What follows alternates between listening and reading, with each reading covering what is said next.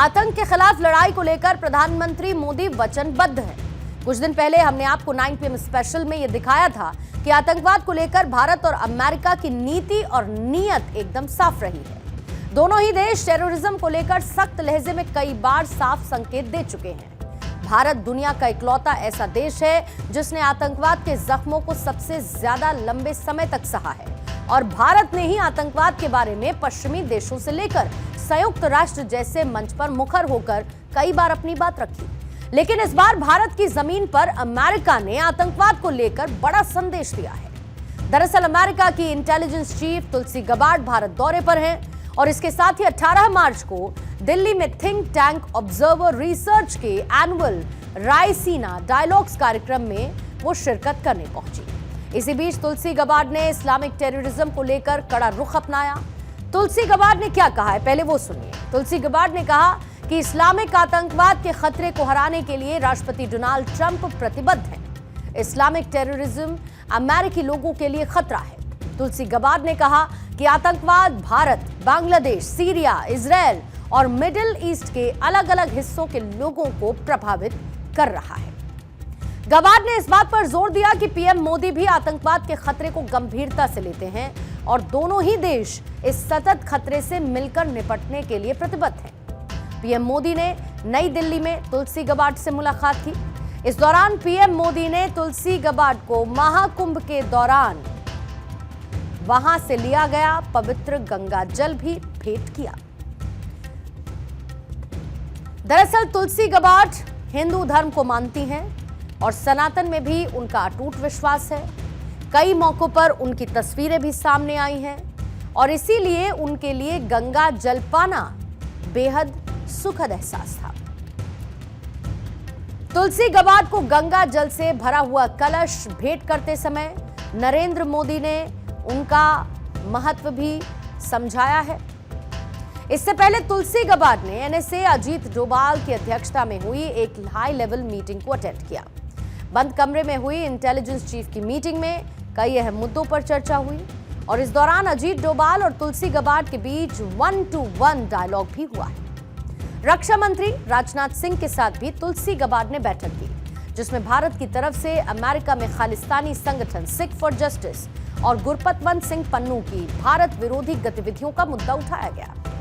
भारत और अमेरिका के बीच ये सहमति बनी, एक कंसेंसस बना कि दोनों ही राष्ट्र अपनी सरजमी का इस्तेमाल एक दूसरे के खिलाफ नहीं होने देंगे। दरअसल कुछ दिन पहले अमेरिका में हिंदू मंदिर को टारगेट किया गया था। कैलिफोर्निया में स्वामी नारायण संस्था यानी कि बैप्स के मंदिर को निशाना बनाया गया और इसके साथ ही खालिस्तानियों ने मंदिर की दीवार पर आपत्तिजनक स्लोगन लिखे। साथ ही खालिस्तान जिंदाबाद जैसे नारे भी नजर आए।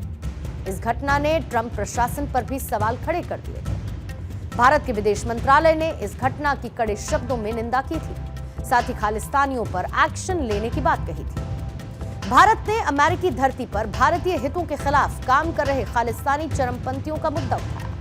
अलग खालिस्तान की मांग कर रहे खालिस्तानी कनाडा, ब्रिटेन और अमेरिका में एक्टिव हैं। खालिस्तानी साजिशों की वजह से भारत और कनाडा के बीच किस तरीके से रिश्तों में कड़वाहट देखने को मिली, ये हर कोई जानता है। भारत कई बार सिख फॉर जस्टिस की गतिविधियों पर अपनी चिंता जाहिर कर चुका है। दुनिया भर में खालिस्तानी भारत के खिलाफ जहर उगलते रहते हैं, एंटी इंडिया एक्टिविटीज करते रहते हैं या एंटी इंडियन एक्टिविटीज करते रहते हैं और यही वजह है कि अब भारत ने खालिस्तानियों को सबक सिखाने का फैसला लिया है। रक्षा मंत्री राजनाथ सिंह और तुलसी गबार्ड की बैठक का मुख्य उद्देश्य भारत और अमेरिकी रणनीतिक संबंधों को मजबूत बनाना रहा। इसमें रक्षा और खुफिया साझेदारी पर फोकस किया गया।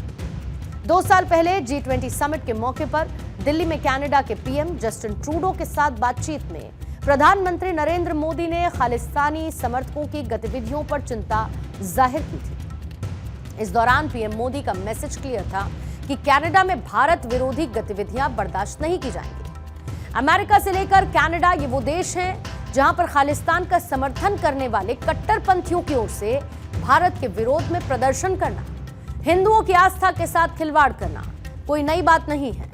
लेकिन अब खालिस्तानी सोच को खत्म करने के लिए भारत और पीएम मोदी एक्शन मोड में है।